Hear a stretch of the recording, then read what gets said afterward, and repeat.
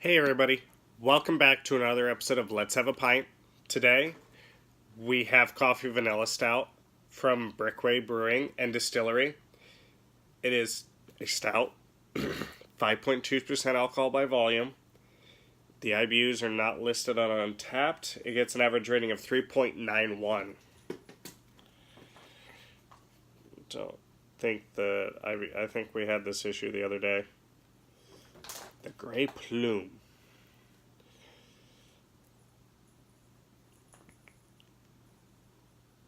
Oh, that's cool. It has kind of a map of downtown, which is where they are.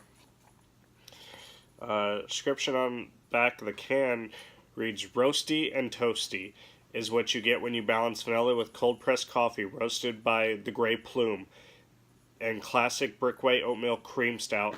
Light on the palate for a dark beer. This brew has been so popular at our tasting room, we had no choice but to put it in a can. Be forewarned that once you crack it open, this can has a habit of becoming empty before you know it. Our rarely heeded advice, try to take it slow." Alright. This is actually my favorite of their main offerings.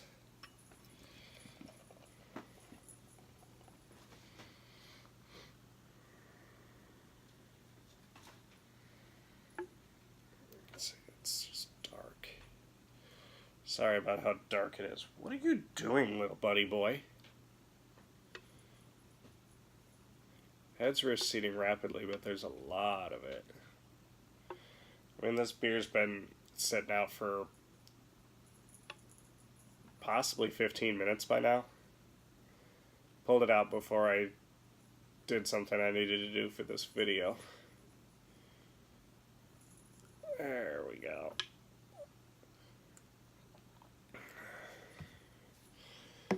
Alright. And the can, just like any Brickway beer. If I can get that glare to go away, there we go.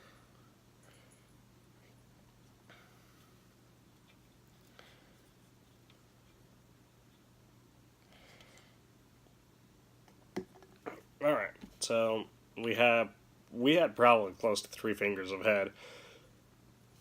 Receded incredibly rapidly. Slightly darker head, mostly bigger bubbles. No seeing through it. This thing is as dark as can be.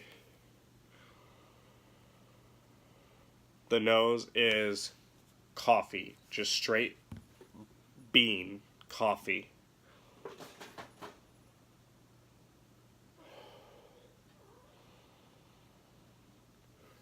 And that is the nose.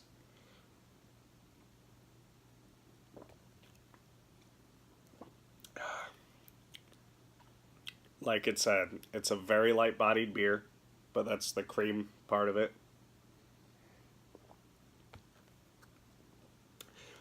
There's a lot of coffee flavor in this one. And roasted malt is, I think, the only other thing going on.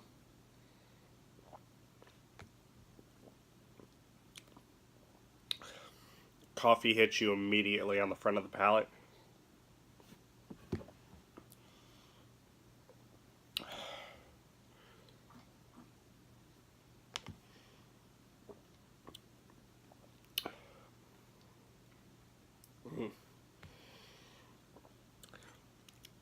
Coffee hits you right away on the front of the palate, but it's very well balanced with that roasted malt flavor.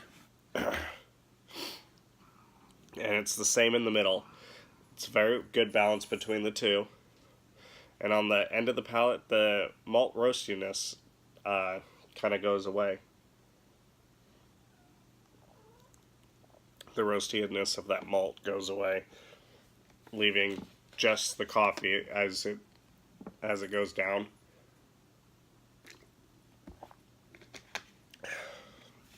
So you just get the taste of coffee going down on this.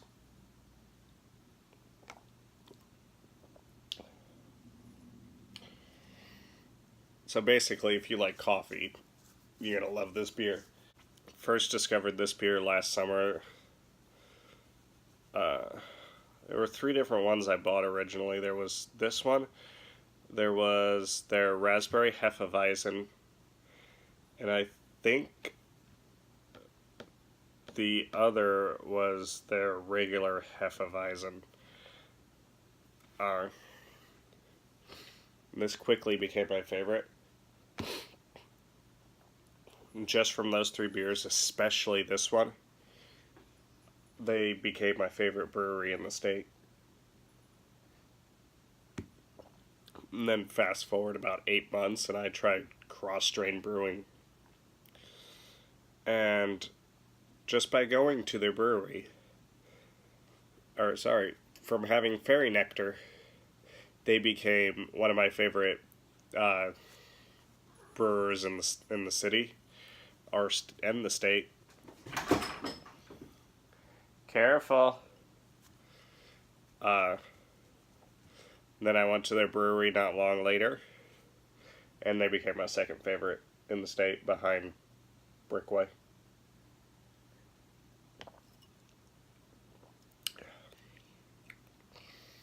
But yeah, it's a whole bunch of coffee. You really don't get the vanilla in it. I think it's just to make it more mild.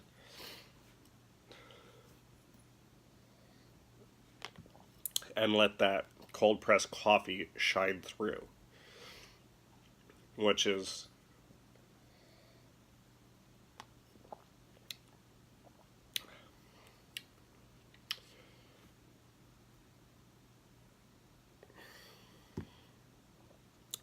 there might be a hint of vanilla in it, though.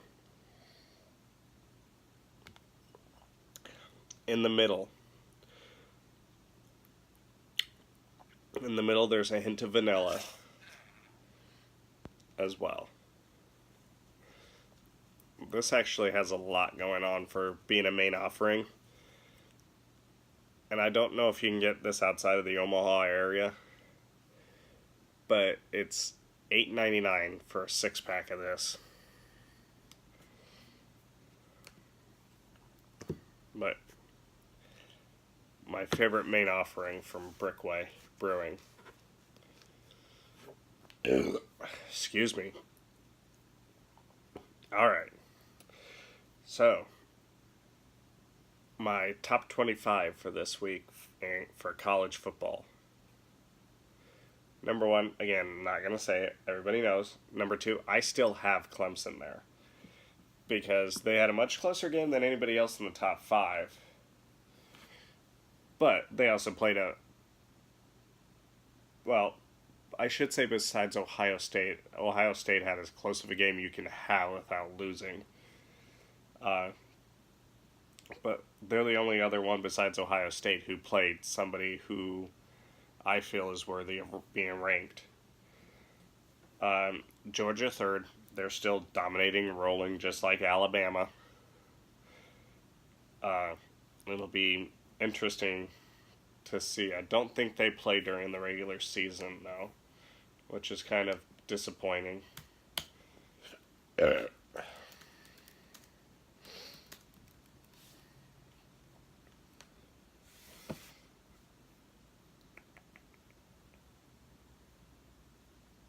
They played for the title game this last year. Georgia lost by a field goal in overtime. But yeah, I don't think they play this year. Technically, they already played this year. But, then I have Ohio State at 4. That was a very impressive win in Penn State, even though it came on a last-second score to take the lead by a point.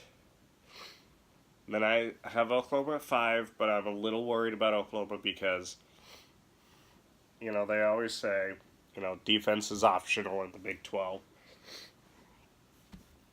And that's where my worry with Oklahoma comes in. It seems like TCU, who used to always be known for defense, has struggled defensively quite a bit recently, in recent memory.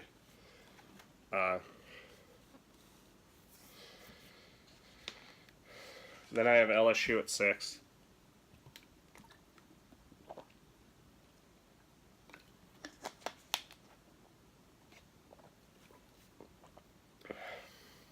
Still very impressed with LSU, and I've jumped Notre Dame all the way up to number 7. I hate Notre Dame, but damn, they are good. I actually even had them leapfrog UCF, who had a very convincing win themselves. But same reason why if I would have been doing this from week 1 and I would have had them at like number 2, 3 to start the season, they slowly drop down even despite winning, because they don't really play a good team, at least not until later in the year. And then I have Washington at number 9. I know they've lost, but they've been very, very good recently in the last couple weeks. Penn State's still at number 10. They only dropped 1 or 2 spots because Ohio State is one of those elite teams, right up there with Alabama, Clemson, Georgia, Oklahoma, LSU. And Penn State was right there with them. Penn State was 1 play away from winning that game. I have Auburn at 11, Wisconsin at 12. I've jumped Wisconsin a few spots because usually Wisconsin does not have an offense. And the caliber of defense Iowa has this year, usually an offense like what Wisconsin typically has, is going to get like 9-10 points in that game. Not to say that Iowa would outscore them. It could very well end up 10-3 or something like that, or 10-7. But I think they scored like 28 or 35 or somewhere in there. I have Kentucky all the way up at 13 because they just keep impressing.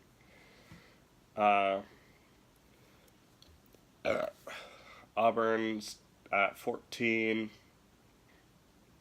Got Michigan at 15. I think I've dropped them a couple because other teams, how impressive they've been. The fact that their win this last week wasn't much of a statement. I mean, it wasn't bad. Northwestern's not a bad team this year, but Northwestern's also not what they've been the last few years. I have West Virginia at number 16. I know a lot of polls have them in the top 10, but I haven't seen anything to me that makes me feel like they're in that elite club with anybody between Alabama, Ohio State, Notre Dame, Washington, Penn State. I haven't seen anything that makes me feel like they're anywhere near any of those teams. So I have them way down there, which I feel like Kentucky's better. I feel like Auburn's better, obviously. That's why I have them ranked higher. I feel like if West Virginia went against Auburn, they would lose. I feel like they'd lose to Michigan. I feel like they'd lose to Wisconsin, Kentucky. And I was pretty critical of Stanford after their blowout loss to Notre Dame. I know how good Notre Dame is, but I dropped them to 17. I got Miami at 18. I jumped Colorado a few spots to 19 because they just keep rolling. Like Kentucky, they just keep rolling. Not quite as impressive as Kentucky's been, but like I said, they're rolling. Oregon at number 20, Oklahoma State at 21, Michigan State at 22, but it's very shaky that they're even in the rankings. And I also put Virginia Tech back in the rankings at 23, but I'm not sold on them. But then again, every year they've before that game a couple of weeks ago where they lost to Old Dominion,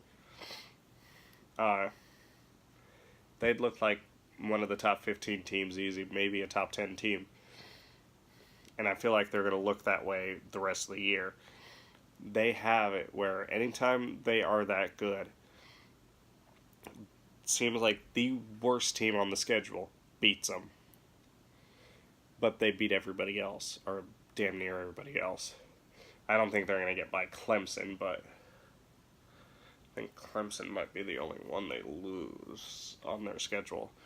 Maybe Syracuse, if they play Syracuse, or even Clemson, I have no idea. But those would be the only other two I see them lose. But they always have that letdown game against probably the worst team on the schedule, which Old Dominion pretty much was the worst team on their schedule.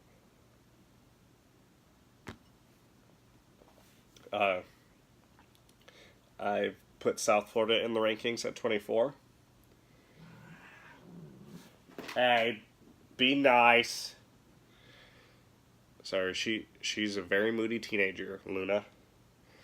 And she doesn't like this one close to her because we've talked about it in other videos. She tried to be nice. She tried to show him how to play and not be hurtful. And he wouldn't take hints, so she started getting irritated with him being anywhere near her. And I got Syracuse at 25. I remember I had him at 24. I only dropped him one because they lost by 3 or 4 points to the number 2 team on my list. I'm not going to punish them too hard for that.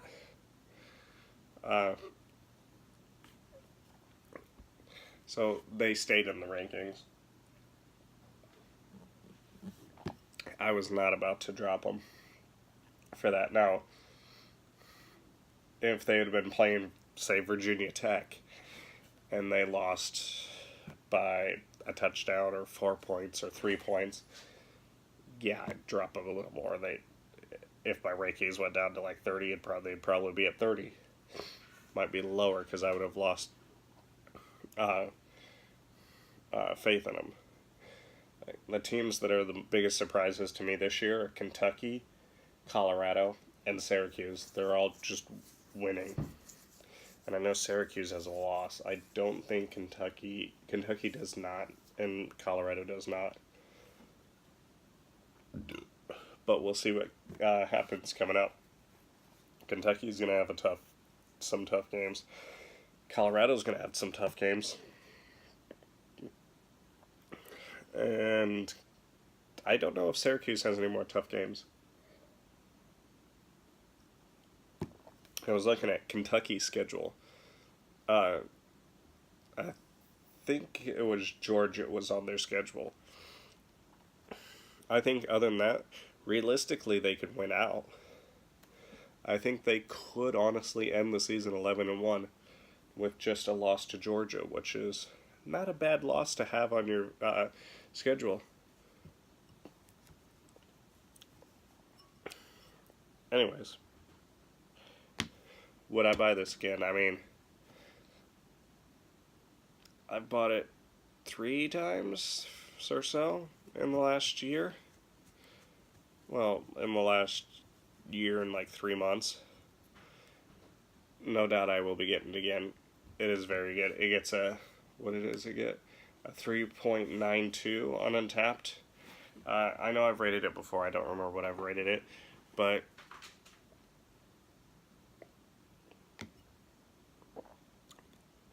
it seems to just get better every time. I'm going to go 4.25 because I like the lighter body. I like that it's smooth. It's very smooth. I don't mind the lighter body. I'd like it to be a little thicker. It doesn't have to be as thick as you would think it to be, but it's much lighter than you would actually think.